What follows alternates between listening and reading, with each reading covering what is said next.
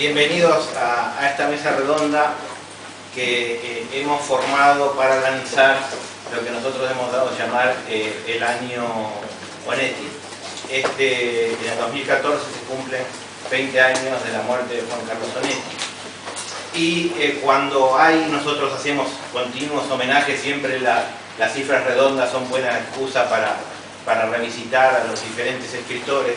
Pero cuando hay escritores que tienen un rol especialmente importante para nosotros, a los cuales estamos vinculados de forma especial, hacemos lo que llamamos un año, ¿no? Que esto quiere decir que dentro del año Onetti, que comenzamos hoy, se irán desarrollando distintas actividades referidas a Onetti y su obra. Se van a pasar sus películas, vamos a hacer una exposición en la Casa de América, se van a hacer conferencias, distintas cosas durante todo el año. Por eso le hemos dado a llamar año Onetti. O sea, es un homenaje, pero más pesado. Dale, que te pego con lo mismo mes por mes, ¿no? Y eso lo hemos hecho con Borges, lo hemos hecho con Cortázar también, y no podíamos hacerlo de otra manera con Juan, ¿no? Yo quería agradecerles a ustedes su presencia y a la gente que tan generosamente conforma esta mesa. Nosotros siempre pretendemos que este sea un sitio informal, no tenemos por qué cumplir con tantas sacralidades como se pueden cumplir en instituciones oficiales o demás, con lo cual yo no voy a hacer una presentación curricular de los miembros de la mesa, ya casi todos ustedes lo conocen, y lo que pretendemos es que esto sea una charla informal sobre la visión de cada uno, tanto sobre la persona o la obra de Onetti. En la convocatoria hemos pensado para comenzar este año buscar a 3 personas que se han acercado a Onetti de distinta manera, ¿no? Por un lado, Eduardo de Serra es profesor universitario, especialista en literatura, o sea, se ha acercado a su obra como el investigador, no como el especialista sobre el tema. Ernesto Pérez Zúñiga es un escritor que admira mucho a Onetti, entonces su forma de acercamiento creo que también es distinta. Bueno, y Juan Cruz es escritor también, pero yo creo que el primer acercamiento que tuvo con Onetti es como su labor de periodista, ¿no? Que también es otra visión que creo que puede ser muy enriquecedora. Así que, bueno, nada más con esto yo me callo. La idea es que cada uno haga una presentación breve y ya luego podamos hacer un diálogo entre nosotros o con todos ustedes. Así que hemos quedado que comienza Ernesto. Muy bien. Yo creo que el fuego onettiano del año Onetti y bueno, agradeciéndote, Claudia, la invitación a este extraordinario centro, que es un centro de arte y de literatura con verdadera devoción por lo que vale la pena de estas cosas, del hecho de escribir y de leer. Y si es escribir sobre o leer a Onetti, muchísimo mejor, ¿no? Bueno, yo voy a hablar desde mi perspectiva primero de cómo me acerqué a Onetti, lo que Onetti fue para mí, lo que supuso en mi vida primero y en la literatura, y me parece bien que este orden, porque vamos a ir como desde la visión más exterior para los especialistas y a ti que lo conociste bien, ¿no?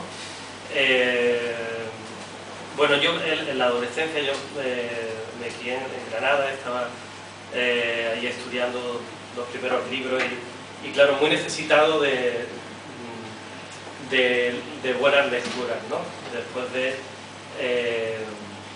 estudiar el bachillerato, ¿no? Yo soy del año 71 y nos habíamos metido muy a fondo con los más aficionados a la lectura en toda la literatura española de la posguerra y tal, pero estábamos necesitados de una carne literaria distinta, de un fuego distinto, ¿no? Y ahí fue cuando empezamos a leer, pues, muy joven en mi caso, pues 15, 16 años, toda la literatura que llamaban del boom, ¿no? Cortázar, Borges, García Márquez, etc. Y a mí, desde el principio, pues desde los 17 años probablemente, el autor que realmente me enamoró fue Onetti. Me acuerdo además el primer libro que leí suyo, lo compré en una librería de Granada, casi contemporáneo, que era un libro más antiguo de una reedición, de dejemos hablar al viento, y ya desde entonces digamos que me convertí al hecho de Onetti. Muchas veces he pensado por qué Onetti, qué diferencia tenía con los demás, que eran unos grandísimos escritores también, por supuesto, llenos de una invención extraordinaria. Y el caso es que yo creo que Onetti, sin ser realmente del boom, de un autor anterior, como saben, une como pocos autores de toda América y de España, digamos, la unión de un lenguaje especial, un tipo de historia especial y un buceo especial en la condición humana, ¿no? Toda su escritura, de alguna manera, aunque él luego rechaza esto formalmente, es de alguna manera moral o no le interesa en todo caso nada que no sea profundamente humano. Esto en su última novela, Cuando ya no importe, que compré en aquellos años en Granada, desde el 93, lo decía en la cita, decía: serán procesados quienes intenten encontrar una finalidad a este relato, serán desterrados quienes intenten sacar del mismo una enseñanza moral. Y sin embargo, toda su obra está impregnado de esto, ¿no? En Onetti yo creo que la paradoja es fundamental, ¿no? Es una de sus maneras de entender los recovecos del alma humana, ¿no? Y esto en la adolescencia, para mí, que empezaba a escribir, y para otros amigos míos, sobre todo mi mejor amigo de la época, que se llamaba Francisco Raya, nos dejamos imbuir de Onetti. De alguna manera éramos onettianos como otros eran mod o rockers, ¿no? Digamos que leíamos Onetti, lo comentábamos y de alguna manera empezábamos a vestir como, digo, por esto nos afectaba hasta a la ropa, ¿no? O sea, pasamos de alguna manera del catolicismo de la infancia al ateísmo y luego al onetismo. Nos vestíamos como Larsen, ¿no? Como pensábamos como se vestía Diane Gray, ¿no? O sea, nos gustaba ponernos botas, chaquetas, pañuelos largos, sombreros, las botas muy... Fundar prostíbulos. No, y taconear, ¿no? Taconear por las noches, las madrugadas, fracasar en las barras de los bares una y otra vez después de no haber conquistado a la misma chica. Bueno, digamos que nos influía mucho en la lectura y de alguna manera en la vida, en una especie de ética onettiana que a mí me gusta llamar la felicidad de la desgracia, ¿no? Yo creo que es una cosa que está que es una cosa muy profunda y muy insistente en Onetti, ¿no? Digamos que Onetti logra en su literatura una belleza abismal, nunca mejor dicho, una belleza de lenguaje tremenda a base de una penetración psicológica que está enfocada en el lado más, en el lodazal, digamos, de la melancolía humana, ¿no? En una especie de existencialismo que yo creo que él confesó una vez,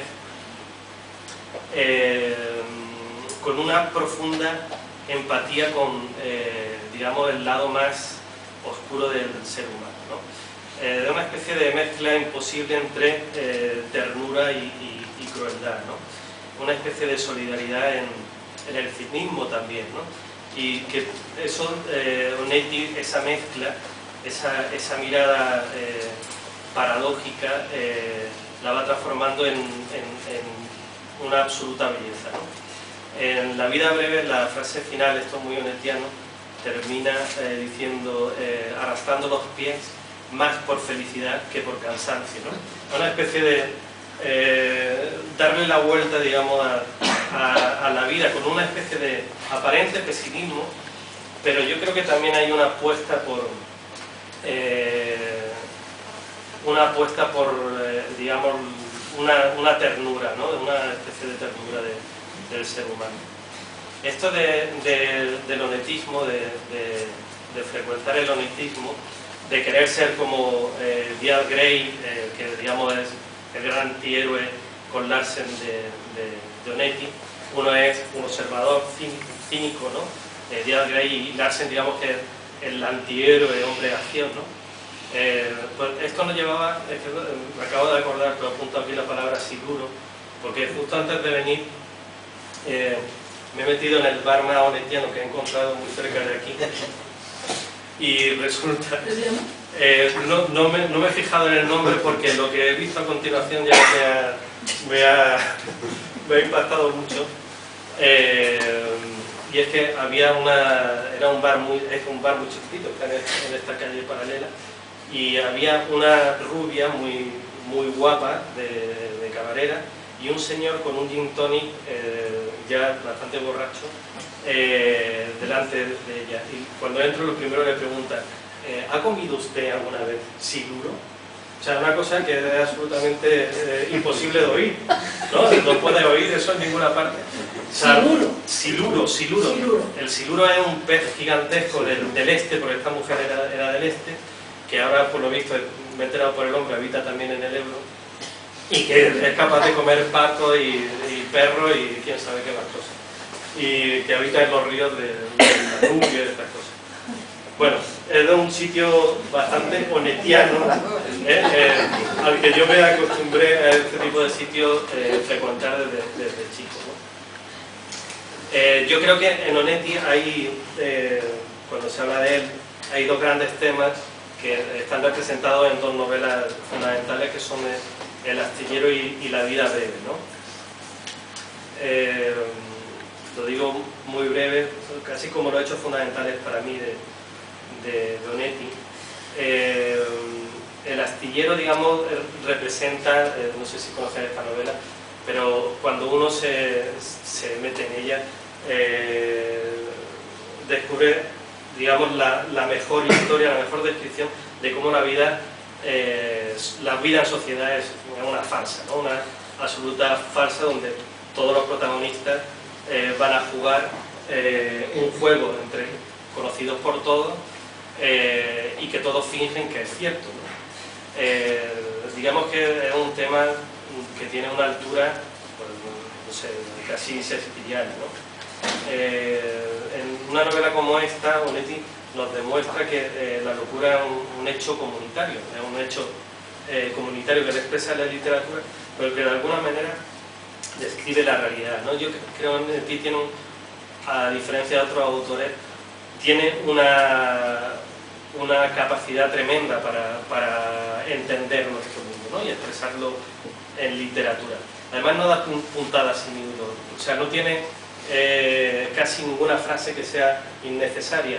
O sea, cualquier descripción que él hace tiene algo que te sorprende, es una descripción exterior e interior al mismo tiempo, ¿no? De alguna manera vuelca ahí la conciencia, ¿no?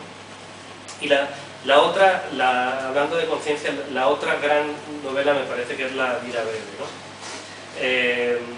La vida breve a mí me parece impresionante porque todos los personajes son conscientes de que son una ficción, ¿no? Y eso, no todos los personajes, pero al final todos los personajes. Es un hecho que va a estar presente en toda la literatura posterior de Onetti, ¿no? Y Onetti inventa al famoso Brausen, que es el que inventa Santa María en esta novela, y Santa María es una tierra en la que todos los personajes saben que son de ficción, ¿no? A lo largo de la obra, donde hay una estatua donde está ese primer gran creador, el dios Brausen, que tiene una plaquita que pone Brausen fundador, ¿no? Y hay una plaquita que, por ejemplo, Larsen lee en El astillero, ¿no? Sabiendo que todo es ficción, y de alguna manera, aunque por supuesto Onetti esto no lo nombra, no sé si tú que lo conociste alguna vez te dijo esto, recuerda muchísimo a la concepción budista de Maya y de la realidad, ¿no? O sea, de que todo en realidad está tapado por un velo, ¿no? Todo es mentira, todo es ficción. El yo es una mentira de la que los personajes de Onetti nunca terminan de renunciar, ¿no? Nunca terminan de renunciar a esa mentira. Ese tema está en toda la literatura de Onetti, también en los cuentos. El otro día, hablando con Miguel Munárriz, que está aquí presente, hablábamos del posible Baldi, que es un cuento en el que un personaje le cuenta a una mujer que se encuentra por la calle todo tipo de mentiras relacionadas con lo que en realidad no es, ¿no? Y luego se da cuenta que quiere justo ser toda esa mentira. Bueno, la tercera cosa, y ya voy a ir acabando, que quería decir es que en Onetti tiene una característica muy precisa, es que su lenguaje es igual al universo que plantea en su obra, ¿no? Digamos que él tiene esa condición poética de cierta literatura, también de la narrativa, de atrapar o crear la realidad por primera vez. Y a diferencia de otros autores, por ejemplo como Borges o Cortázar, que juegan con la ficción como él juega, en Onetti hay una maravillosa capacidad, y que parece que la materia misma de la vida se ha transformado en una palabra una tras otra, o sea, el lenguaje una palabra tras otra, o sea, no parece un juego, su literatura no parece un juego ni una ficción, sino parece la vida misma, ¿no? La materia de la que se hacen los sueños, ¿no? Y es un lenguaje que curiosamente nos creaba a nosotros los onetianos. Yo recuerdo que esto también es estupendo, cómo el lenguaje crea la vida, ¿no? Igual que le pasaba a Don Quijote, ¿no? Que era creado por lo que leía, ¿no? Esa influencia de Onetti, ya me meto un poco más en mi experiencia literaria, me influyó definitivamente cuando fui profesor con 25 años en la línea de la Concepción, que fue como mi Santa María, en un territorio bastante peculiar, en el que, digamos, los personajes de Larsen y todo esto me ayudaban a enfrentarme a unos alumnos ¿Que se parecían a ellos? que se parecían, no sé si a ellos, porque sí, se parecían a ellos, o sea, tenían armas, por ejemplo, ¿no? O sea, una cosa que realmente me impactó. Y yo me disfrazaba de Larsen para ir a dar clases, y curiosamente esa anécdota la rescaté en una novela que se llama El juego del mono, que para mí fue una catarsis, y con esto acabo. Fue una catarsis tremenda, porque yo recuperé a ese profesor que había sido, convirtiéndole en un personaje realmente onetiano, se llamaba Montenegro, y escribí esa novela con una famosa fotografía de Onetti, la que está como un revólver apuntando, ¿no? Casi de frente al espectador, ¿no? Yo la tenía puesta en el ordenador y la veía cada vez que abría el escritorio. Y para mí era importantísimo, porque mediante esa novela, que fue para mí la tercera, supuso, digamos, una decisión por el tipo de literatura que quería afrontar, o la manera en que quería afrontar definitivamente mi escritura, ¿no? Desde un lado en el que, digamos, Onetti me había enseñado, ¿no? Que era justo buscar esa profundidad, ¿no? Ese escribir desde el lado más profundo para conseguir esa amalgama de lenguaje y universo, ¿no? Y no escribir nada que no cumpliera esas condiciones de autenticidad. Y la pistola de Onetti, realmente, ese revólver, cada vez que me desviaba de ese mundo, pues me parecía que me iba a disparar, ¿no? Bueno, me he traído más cosas para hablar, pero creo que debo dejar ya a vosotros, y luego, pues, si queréis, hablamos de más cosas. Muy bien, muchas gracias. Me impresionó lo que te vestías como Larsen. Me ha preocupado otra cosa. ¿Hay seguros en el Ebro también? Sí, dicen que sí. Eso dice el señor que le hablaba. Por mi pueblo pasa el Ebro, entonces no me voy a bañar por si acaso. Pero creo que cerca de la desembocadura. Vale. Pero dijo que come perros, ¿no?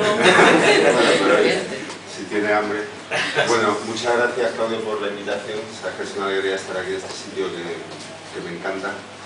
Y bueno, venir además para hablar de Onetti, pues te lo agradezco doblemente la invitación, y también por la personas con las que comparto esta mesa para inaugurar un Año Neti que realmente, bueno, pues te felicito por esta iniciativa, pues yo creo que Año Neti tendría que ser todos los años, porque nunca está mal recordar a un autor como Netti, que no es, digamos, de los autores que desgraciadamente, bueno, pues te concitan un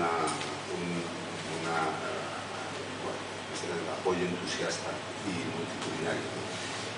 Bueno, de mi experiencia, no sé si es muy interesante mi experiencia en relación con Netti, pero ya que me la pides yo la voy a contar. Yo sí recuerdo que cuando estudiaba en la facultad, digamos que los autores latinoamericanos eran un poco como una lectura generacional, que prácticamente fuera de los programas de estudio de las asignaturas leíamos prácticamente todos, a los autores del boom, García Márquez, Cortázar, etc. Yo también los leía, me encantaban, pero es cierto que no recuerdo muy bien, no sé si lo primero que leí fueron precisamente los cuentos de Onetti, pero cuando leí a Onetti sí que digo, bueno, yo quiero saber más, quiero trabajarlo, quiero investigar sobre él, y de alguna manera, si hay algo que le tengo que agradecer a Onetti es que luego por múltiples azares y probablemente equivocaciones, pues el hecho de haber empezado a estudiar Onetti, pues al final me permitió dedicarme a la literatura latinoamericana y acabar dando clases donde doy clase. Bueno, pues lo siento a los que lo padecen, pero la culpa es de él. Sí, eso muchas veces, muchas veces me he preguntado por qué un autor que pertenece, bueno, a un grupo de escritores, como es el del boom o esos autores latinoamericanos de este periodo, ¿por qué Onetti, no? ¿Y por qué a uno le gusta tanto el autor, ¿no? Realmente no lo sé muy bien y es difícil de explicar, ¿no? Pero sí hay una cosa que quería subrayar y que fue muchos años después cuando escuché una frase de un escritor muy ondetiano, y ahora mirado de Onetti, que me pareció que bueno, podía señalar un poco por qué a los que nos gusta Onetti nos gusta tanto, ¿no? Y que fue en un vídeo que hicieron con motivo del centenario de Onetti en el año 2009, hacían entrevistas a bastantes escritores y uno de ellos era Antonio Muñoz Molina, ¿no? Y ahí decía una frase que me gustó mucho y con la que me sentía muy identificado, ¿no? Decía que Onetti siempre da la impresión, cuando lo lees, de que lo que estás leyendo está recién escrito. Y me gustó mucho. O sea, me parece que es una sensación, como suele decir, ¿no? Bueno, dijo lo que yo siempre he pensado y no sabía cómo decirlo, ¿no? Pero me parece una frase muy precisa y que yo comparto del todo. Me parece que en efecto, cuando uno vuelve a las grandes obras, no solo las novelas, también las novelas cortas y los cuentos, me parece que Onetti, si algo, no sé, quiero decir, por ejemplo, posiblemente pues, las grandes obras de García Márquez o de Vargas Llosa están extraordinariamente escritas, pero a lo mejor no llaman más la atención por sus estructuras o juegos barrocos, etcétera, etcétera, como queramos llamarlo. Pero aparte de otros muchos méritos, es cierto que me parece que Onetti tiene ese registro de lenguaje que de una frescura, de una inmediatez, quiero decir que en efecto parece que está recién escrito, ¿no? Bueno, pues yo a partir de ahí, bueno, pues hice lo que antes se llamaba tesina sobre Onetti y sobre este mundo de Santa María, y a partir de ahí acabé la tesina y tomé una decisión, que no volver jamás nunca a escribir ni a enseñar a Onetti, porque esta es una cosa un poco que puede parecer pedante, una butaz, una idiotez, pero durante mucho tiempo lo pude mantener, es decir, que he roto esa promesa. Pero era un autor que siempre me ha gustado tanto que no me gustaba nada enseñarlo, ni escribir sobre él, de verdad. No digo que los autores sobre los que escribo no me gustan, pero siempre he dicho, solo hay otro autor latinoamericano con el que me encuentro igual de incómodo, que es posiblemente César Vallejo. Es otro autor que me gusta tanto que siempre me apetece a los alumnos y dice, mirad, vamos a suspender la clase y léanlo ustedes, que es mucho mejor, ¿no? ¿Y se parecen en algo? Sí. Entonces, bueno, esta fue durante mucho tiempo mi experiencia. Lo leía, pero ni lo enseñaba ni escribía sobre él. Bueno, hasta que bueno, en el año 2009 organicé algunos actos de homenaje, un encuentro, una semana de homenaje a Juan Carlos Onetti, y un año antes el Centro Virtual Cervantes me encargó coordinar un número monográfico. Y bueno, pues eso fue, la verdad es que estaba bien, haber vuelto a escribir sobre él. Y ahí en este número monográfico tenía que escribir yo dos textos. Uno fue sobre, era una especie, me pedían como una especie de biografía, y yo más bien lo que hice, porque bueno, pues escribir una biografía no me parecía así. Yo lo que hice fue ligar como tres escenas vitales de Onetti que me parece que reflejaban muy bien lo que fue su literatura, ¿no? Una era cuando de niño, según confesión propia, se escondía en un armario a leer, y a partir de ahí, pues con su gato, si no recuerdo mal, se escondía en un armario, y a partir de ahí, bueno, pues leía, y su imaginación iba por múltiples caminos. La segunda fue en la biblioteca, creo que era del Instituto Pedagógico, también de adolescente, dejaba el colegio y se iba corriendo allí a leer. Me parece que en aquella época fue cuando dice que descubrió a Pío Baroja, entre otros autores, pero esta idea también del aislamiento y de la lectura. Y por supuesto la tercera fue la escena de Onetti tumbado, como dijo Juan Villoro, una frase que me gusta mucho, un tumbado, algo así como dedicado a la épica del soñar o algo así, ¿no? Y bueno, esas tres escenas me parecía que definen muy bien lo que es muchos aspectos, no solo del propio Onetti, sino de su propia literatura, ¿no? El encierro, un encierro que es indudablemente producto de la insatisfacción, y digamos la imaginación, la ficción, el sueño como alternativa a la farsa, como alternativa y escape, ¿no? Que me parece que es algo que atraviesa toda su obra, ya no digamos en obras mayores como La vida breve, pero incluso en su primer cuento, que era Avenida de Mayo, Diagonal Avenida de Mayo. Recuerdo que es una persona que está en ese lugar de Buenos Aires, y que unos luminosos y que van dando noticias de todo el mundo, y él piensa que puede estar allí. O El pozo, que es también una novela del encierro, una tarde que se queda sin tabaco, parece ser que de ahí surge esa novela, y que a partir de ese encierro pone en marcha toda esa imaginación y toda esa ficción, ¿no? Me parece que esas tres escenas, ya digo, marcan pautas o como un eje central de su vida, y creo de su literatura, de mecanismos de puesta en marcha de buena parte de sus ficciones. Ese sería otro de los elementos, que aparte de ese lenguaje, de esa escritura que decía antes, este mecanismo de la ficción. Y quizá el tercer rasgo que siempre me ha gustado muchísimo de Juan Carlos Onetti es el juego con lo que podría ser, que este me parece que es otro de los grandes ejes de su escritura, lo que podría ser el manejo de los narradores no fiables, que esto me gusta mucho también. Esto me parece que es absolutamente clave. Me parece que pocos autores, escritores en español, lo manejan también como Juan Carlos Onetti. Me parece que es un recurso que produce, o sea, directamente su uso extraordinario, produce directamente una obra maestra, por ejemplo, como Los adioses. Y esto me parece que es como el tercer gran rasgo de una literatura que me parece absolutamente incomparable. O sea, yo creo sinceramente que o sea, es una opinión muy subjetiva, pero creo sinceramente que tengo razón. O sea, me parece, creo que es uno de los tres como mucho grandes escritores, grandes narradores en español de todos los tiempos, pero digamos solo del siglo XX, por ser un poco más modestos, ¿no?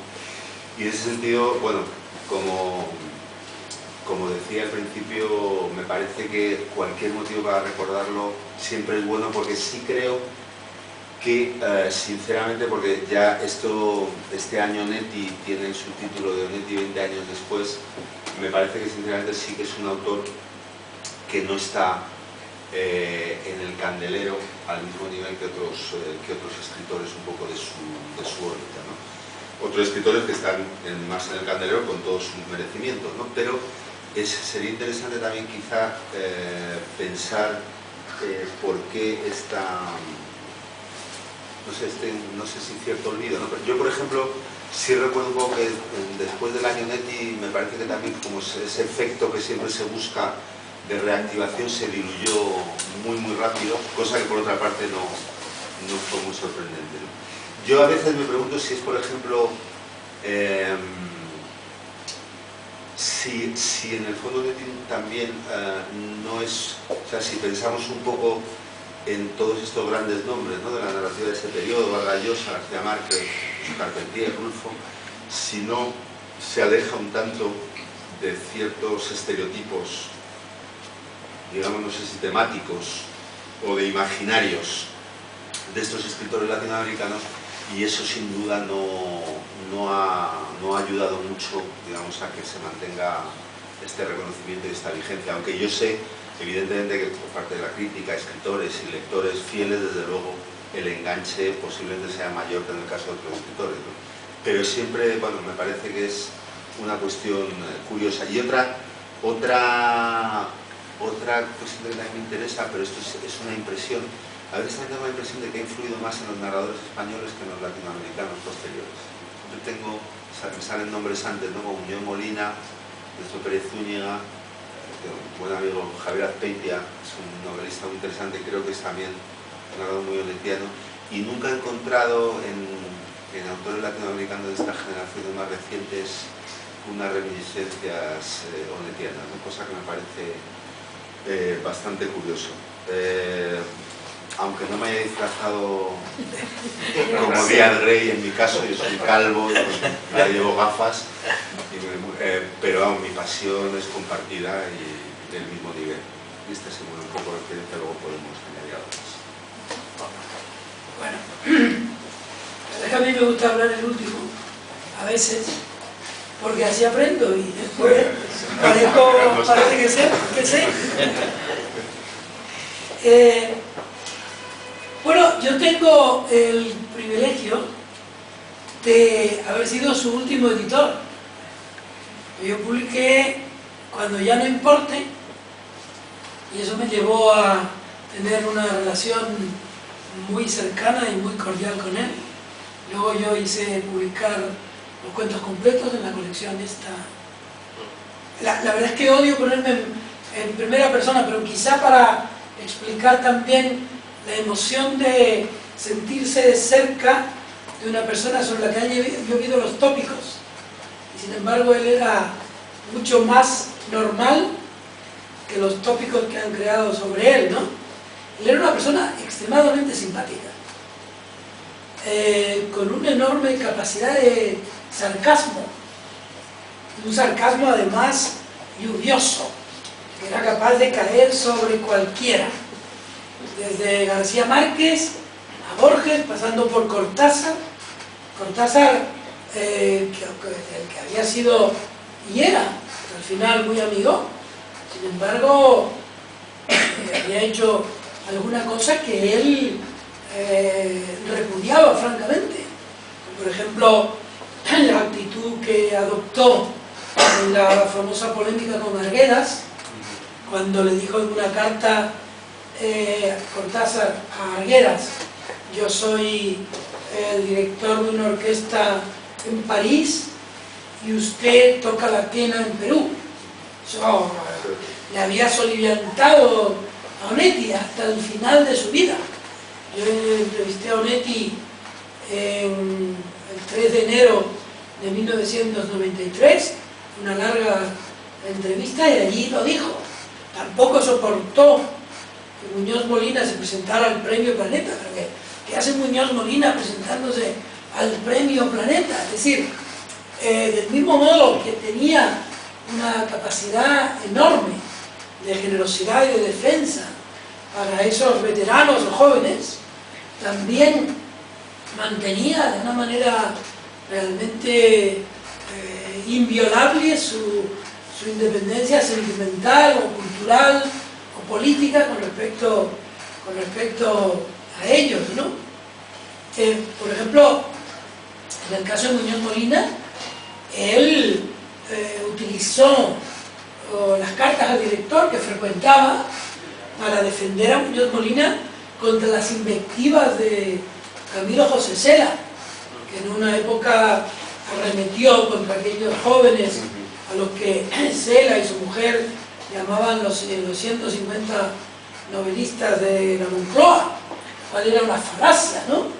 Y él, cuando publicó Muñoz Molina, El jinete polaco, con el que ganó el premio Planeta, a pesar de que él consideraba que no tenía que haberse presentado la primera crítica y la más generosa columna a favor de ese libro, lo hizo Onetti.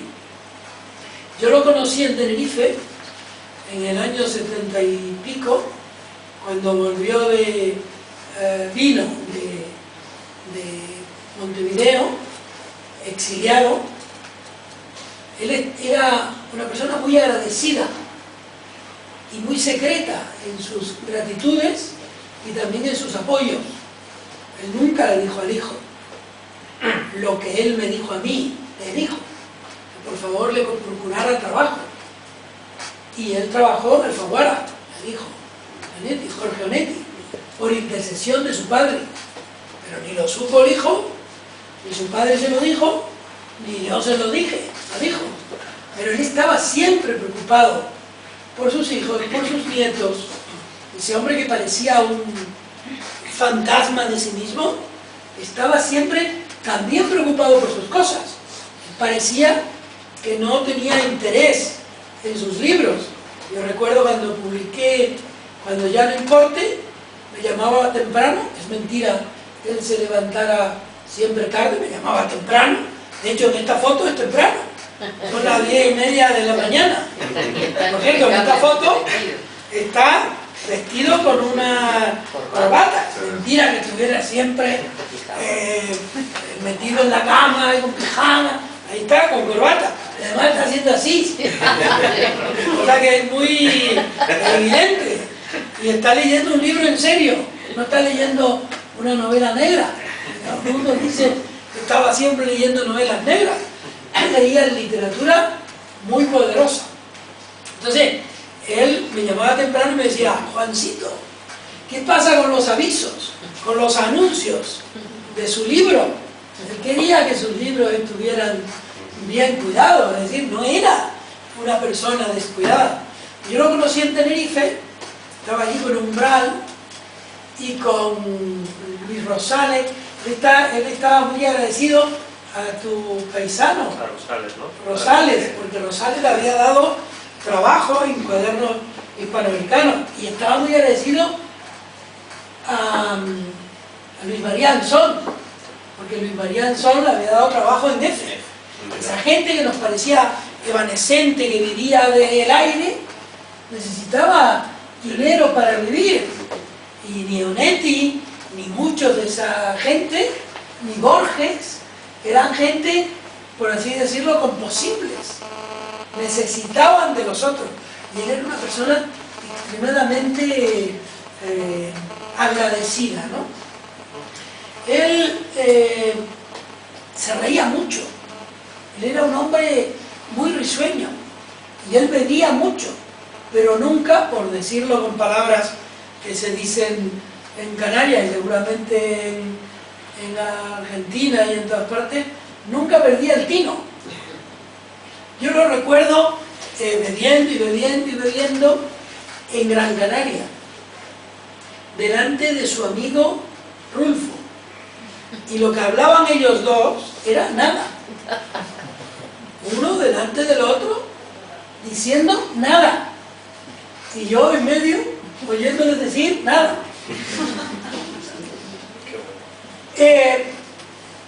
Contaba cosas muy divertidas. Se reía de Benedetti, por ejemplo. Porque Benedetti era muy solemne. Benedetti siempre estaba como detrás de la verdad y Onetti estaba detrás de la mentira. Le encantaba mentir. Y un día le dije, oye, Onetti, o Juan Carlos, yo trataba de tú.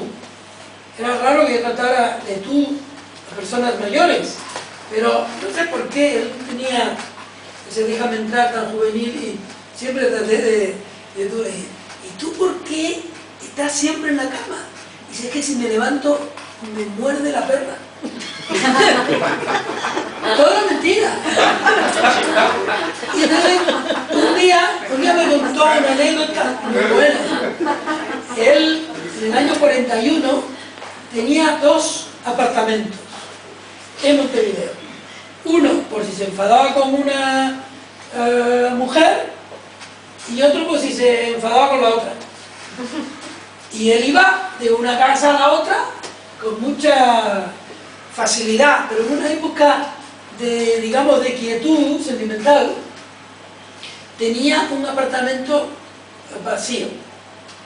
Y Jorge Amado estaba exiliado en Montevideo.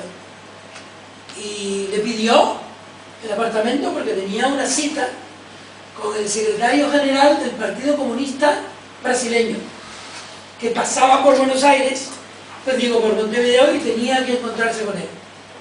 Entonces él fue al apartamento, le dijo al portero que iba a venir el señor Jorge Amado con el secretario general del Partido Comunista brasileño. Y al cabo de 2 días fue a buscar la llave y le preguntó al portero, ¿ha venido el señor Jorge Amado? Dice, sí, vino. ¿Y qué tetas tiene el secretario general del Partido Comunista brasileño? Bueno, siempre estaba bromeando, contando cosas, sarcástico, pero también muy tierno, muy tierno. Yo nunca le escuché decir cosas, digamos, literariamente desconsideradas, ¿no?, sobre los demás. Nunca. Pero no era capaz de transigir con la literatura que no le gustaba, ¿no? Su literatura yo creo que era la literatura de un hombre habitado. No sé quién de los dos dijo que no tenía ninguna, lo dijiste tú, ninguna frase innecesaria y que su lenguaje se parecía a su mundo, ¿no? Yo creo que los cuentos tienen dentro un arma secreta con la que uno se identifica de manera secreta también. Por ejemplo, El infierno tan temido, que es un cuento fascinante, es un cuento que se va contando por dentro, que hay algo por dentro que uno ha padecido y que él cuenta como si lo hubieran padecido un periodista y una mujer, un periodista al que él seguramente odiaba, porque se sabe que esa historia disfrazada ocurrió, pero es tan poderosa la metáfora y el texto que lo cuenta que da la impresión de que él está escribiendo ese cuento para cuando a alguno de nosotros nos ocurra, ¿no? A alguno de sus lectores le ocurra, como si estuviera esperando a ser leído por lo interior de nosotros. Es inquietante y perfecto, creo que dijiste tú, ¿no? Una vez yo estaba en Montevideo y entré en un bar. Ya había muerto Onetti muchos años antes, o algunos años antes. Y entré al bar y había un hombre limpiando el mostrador con una lentitud onetiana. parecía un personaje de Onetti. Todo era polvoriento, todo era como antiguo. Y yo les hice una pregunta absurda, porque yo había entrado en el bar. Y le dije al hombre, oiga, ¿este bar está cerrado? Y él me dijo, desde hace tantos años. Te juro, yo creo que yo estaba con Pilar y se lo conté. Y yo creo que el mundo de Onetti está en Montevideo, en cualquier sitio de Montevideo, y es imposible no percibirlo allí. O cuando tú estás solo y te ocurre, como me ocurrió a mí, por razones de mi trabajo con él, en los últimos tiempos yo estuve muy cerca de él. De hecho, yo fui quien ayudó a que lo llevaran al hospital donde finalmente murió. Y yo todos los días estaba en Los Ángeles y llamaba a Dolly o llamaba al hijo a ver cómo estaba. Y hasta que me llamaron a mí, me dijeron ha muerto. Y entonces yo salí del hospital como si fuera a encontrarme con un universo de cosas, lloviznaba, ¿no? Y yo sentí como que una parte del mundo en el que yo había habitado se hubiera clausurado, ¿no? De modo que esos son mis recuerdos. Muchas gracias. Bueno, ahora abrimos el diálogo para cualquier comentario que quieran hacer y tanto el público como tú querías agregar algo, me pareció que quería decir algo. Si alguien quiere hacer algún comentario o una pregunta, a ver quién rompe el hielo.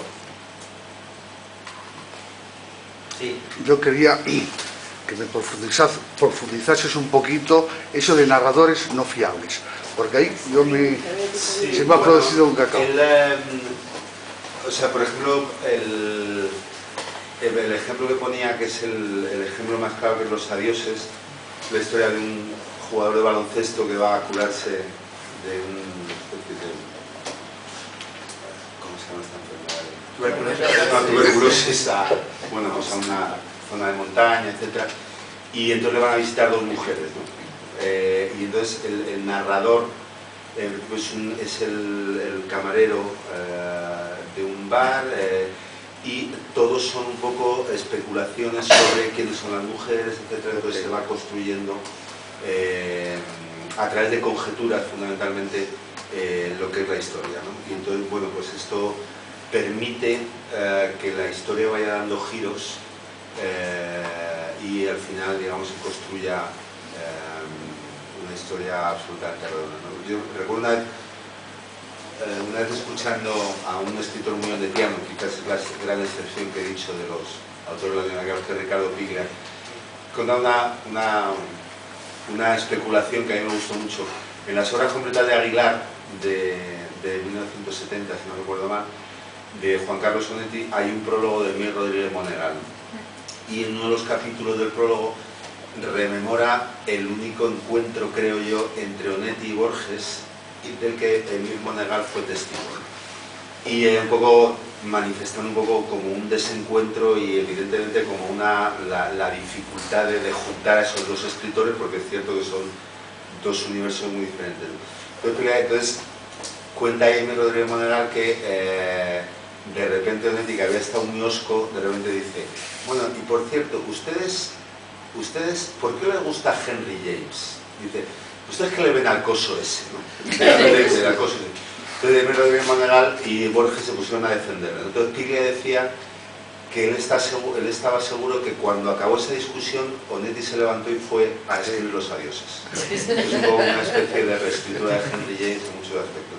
Entonces, y luego, bueno, en el Astillero, por ejemplo, hay un capítulo de no sé qué personaje que va a visitar a otro y dice, bueno, lo que se cuenta a partir de ahora son todo conjeturas, ¿no? Cuenta, no sé cuánto. Entonces eso es algo que Onetti maneja extraordinariamente bien. También, que es un recurso muy de novela corta. Me parece que la novela corta es el formato narrativo más proclive y mejor para jugar un poco con esta estrategia. Porque, por ejemplo, este otro texto que es magnífico, es Para una tumba sin nombre, también es un texto que juega mucho con este tono conjetural. Ahora que nombras a Borges, hay una anécdota del hijo de Onetti, se llamaba Jorge Onetti, y yo le dije, oye Jorge, ¿cómo puedes tú mantenerte como escritor? Porque era escritor, y una gran persona además, tipo muy interior, más que el padre. Le dije, ¿y por qué no te cambias? ¿Por qué no te pones el segundo apellido? Dice, es que el segundo también es Onetti. Yo le dije, pues ponte el tercero, dice que el tercero es Borges.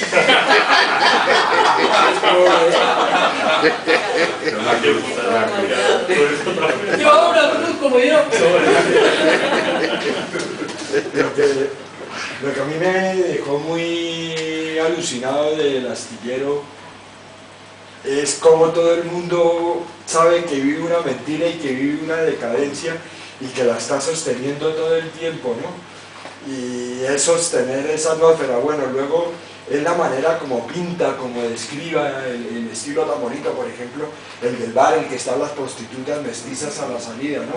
Y luego el mundo de la locura de este que está con una mujer alemana que vive en el astillero, sí, con el funcionario y todo callándose, y todo ese mundo cayendo y todo el mundo manteniendo la mentira. O sea, aparte de que literariamente eso es dificilísimo, en la vida real es cierto, ¿no? De mantener una mentira, y yo creo que eso es muy de América Latina, de las viejas familias, que luego vienen las nuevas generaciones que tienen dinero, y esas viejas familias que son descendientes de españoles y tal, tratan de mantener un mundo ficticio que se va cayendo. Eso es muy de Latinoamérica, también se ve mucho en Bogotá, por ejemplo, y yo creo que eso es lo que a mí me dejó muy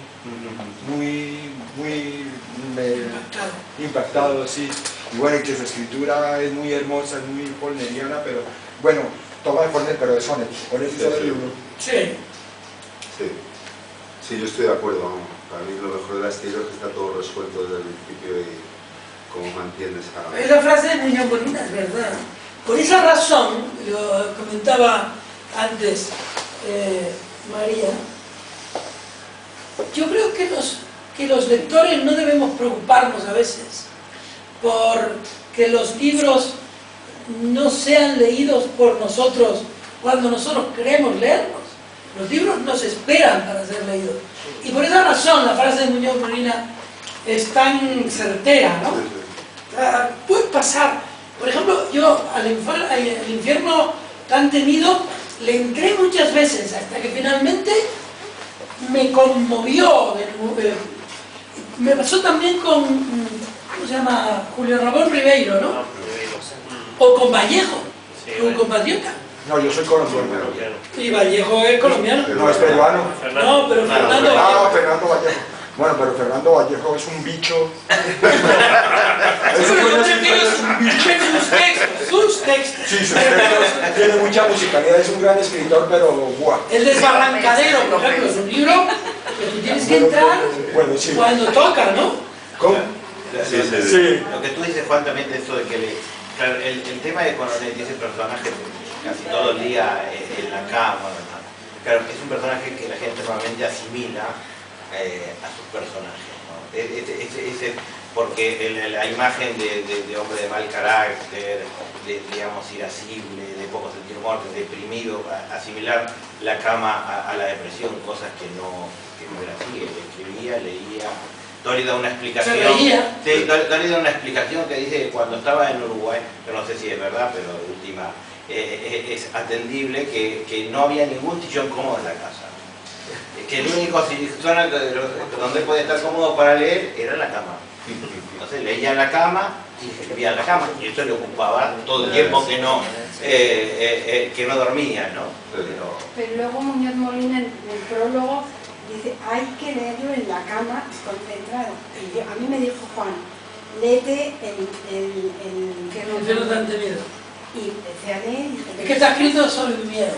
Ha escrito un libro sobre el miedo. Digo, lee. Yo empecé a leer y digo, ¿y esto? Y no entendía nada.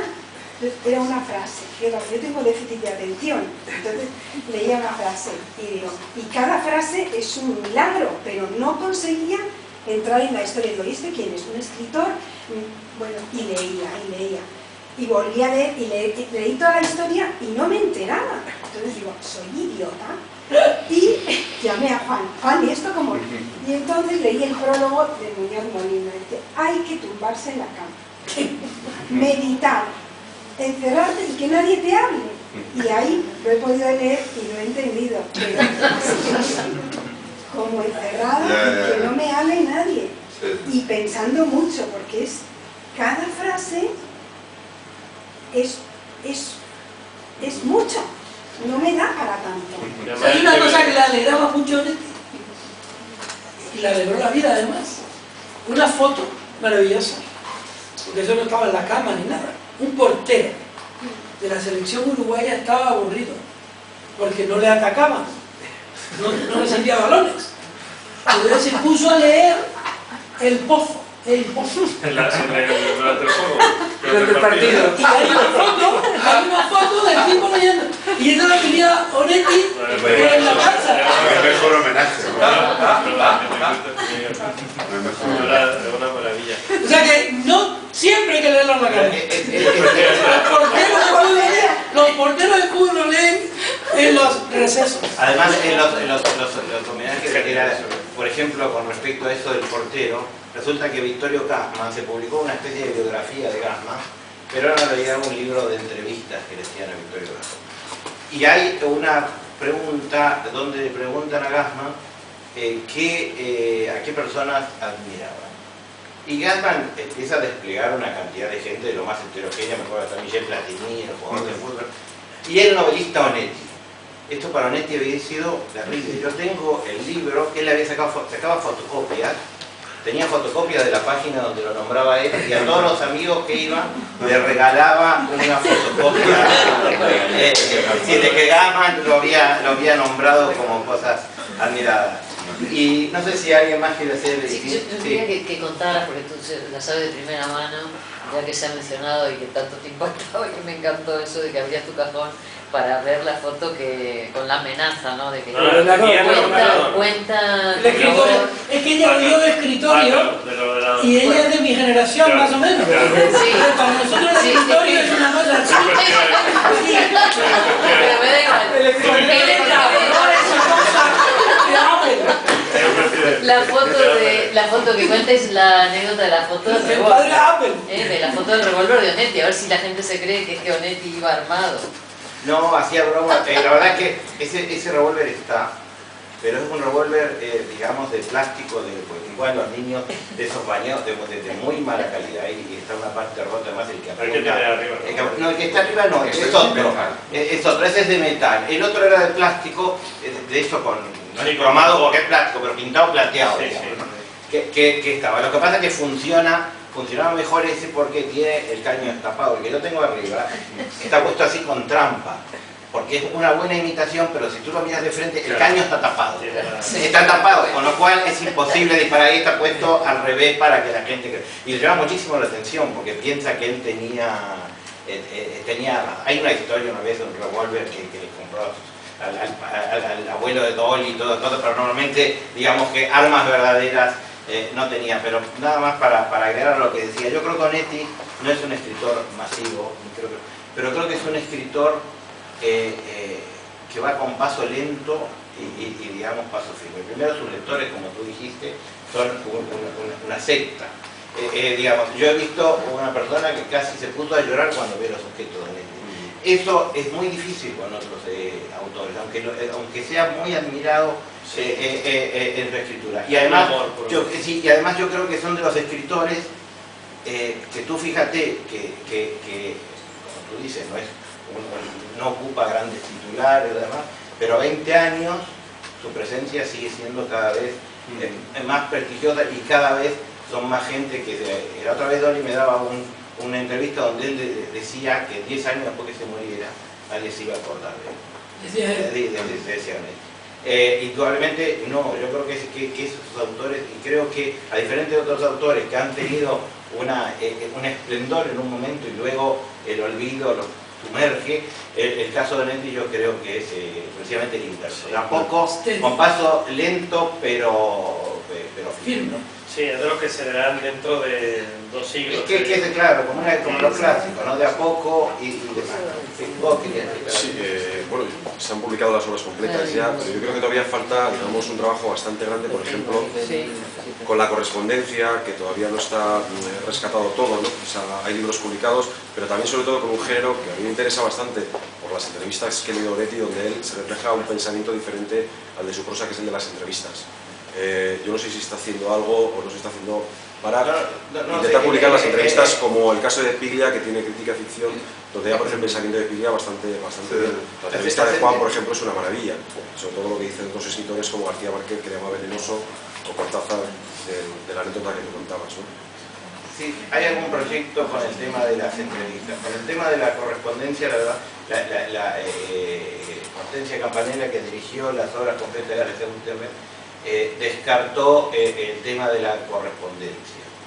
Es verdad que la correspondencia de Onetti no es la correspondencia de Cortázar. En su vida pasaba por otros lados, ¿no? Entonces, hay cartas que realmente muestran un gran sentido del humor, además, pero yo creo que con criterio no han hecho un volumen de publicar cualquier cosa. A Onetti no le hubiera gustado que se publicara cualquier cosa, ¿no? Y yo he leído, por ejemplo, nosotros en una iconografía que publicamos nosotros, hay una carta que he reproducido, pero es una carta por un párrafo, ¿no? Porque ahí se ve que un especialista de la Universidad de Toulouse le mandaba a pedir una colaboración, Jan Andreu, que estaba en la revista Carabel, ¿no? Y se ve que, yo no se conservó la carta que le envió, pero se ve que ahí le decía a usted, yo sé que usted es difícil, no sé todo lo que le decía. Y Onetti le manda un capítulo de una novela, pero hay un párrafo que me parece maravilloso, que dice: usted no tenga en cuenta lo que se dice de mí, el problema es que a mí me pasa como a Buster Keaton, que la gente toma en serio mis mejores chistes. Entonces hay cosas así, pero no está. De las entrevistas yo creo que hay un material bastante interesante ahí, vamos a ver si es. Hay una cosa que es que me tengo que ir por razones de trabajo.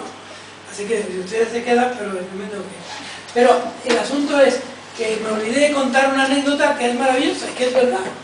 Que fue un equipo de la televisión francesa a ver a Onetti. Y una chica muy guapa del equipo de producción se quedó mirando por Onetti, y Onetti le dijo: señorita, usted me está mirando fijamente porque cree que solo tengo un solo diente. Pues le advierto que yo tengo una dentadura perfecta, pero se la he prestado a Mario Vargas Llosa.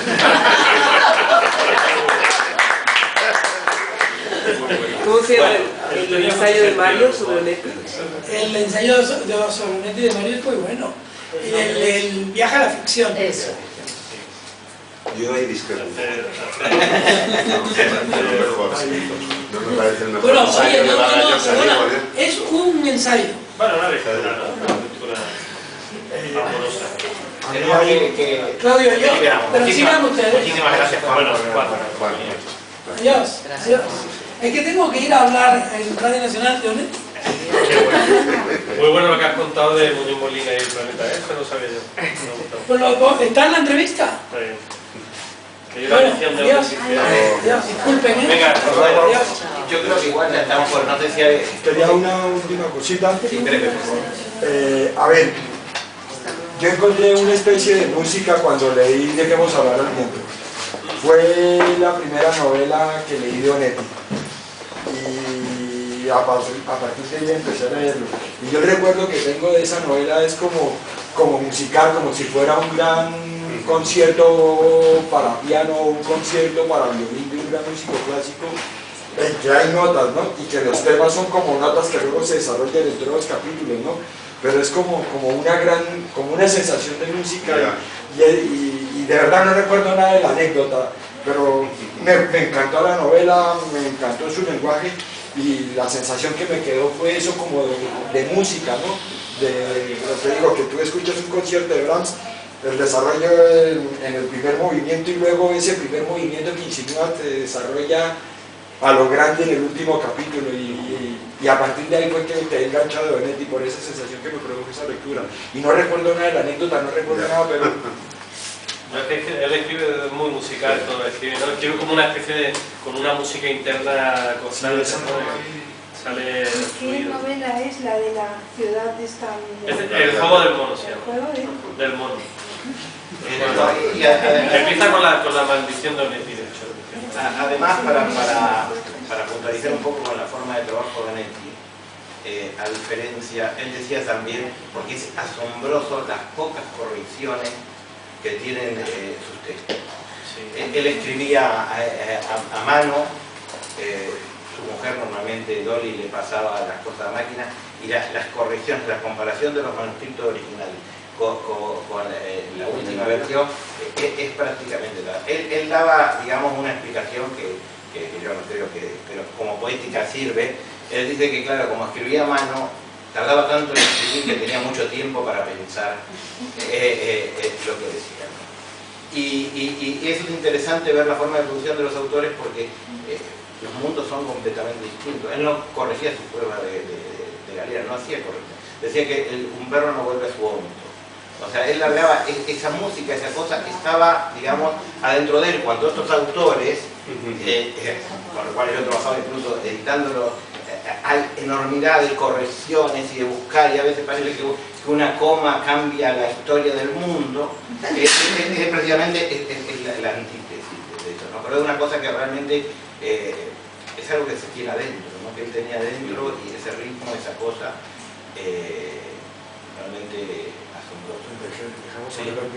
Yo recuerdo hace un año haber ido a Casa América, que daban en una conferencia acerca de los olvidados del boom latinoamericano, ¿no? Y recuerdo que hablaban de Clarice Lispector, hablaban de Ibargüengoitia, el mexicano, y la tercera figura era Onetti, comparándola a Mario Vargas Llosa y a Gabriel García Márquez, que sí que a lo mejor tuvieron una notoriedad y una serie de adeptos que por desgracia Onetti no tuvo en su momento.